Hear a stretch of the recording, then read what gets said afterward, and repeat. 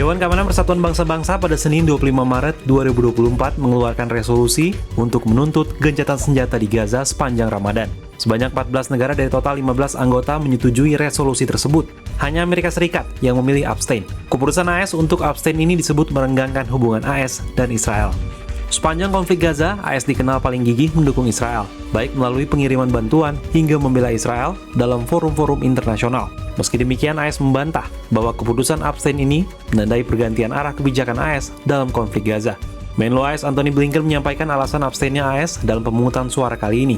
Blinken mengatakan AS tak bisa mendukung resolusi itu karena teks final tidak memiliki bahasa kunci yang dianggap penting, terutama kecaman terhadap Hamas.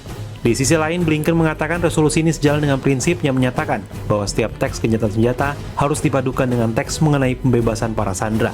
Hingga akhirnya, para petinggi AS memilih abstain dibandingkan memveto usulan tersebut. Walau beralasan demikian, keputusan AS untuk abstain mendapat respon negatif dari Israel. Perdana Menteri Israel Benjamin Netanyahu menuduh AS mundur dari prinsip dengan membiarkan pemungutan suara diloloskan tanpa mengondisikan gencatan senjata atas pembebasan sandera yang ditahan Hamas. Israel lalu merespon keputusan AS ini dengan membatalkan rencana kunjungan ke Washington untuk membahas rencana operasi militer Israel di Rafah. Hubungan Israel dan AS memang dipantau mulai merenggang. Beberapa ketidaksepakatan yang terjadi antara kedua pihak membuat hubungan mereka semakin terancam.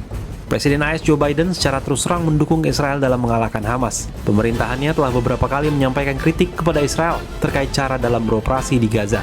Biden juga menekankan perlunya negara Palestina merdeka sebagai bagian dari jalan menuju perdamaian yang bersifat berkepanjangan. Hal ini sangat ditentang Netanyahu. Netanyahu juga menolak usulan Biden mengenai peran utama otoritas Palestina yang berbasis di tepi barat dalam masa depan Gaza ketika perang berakhir.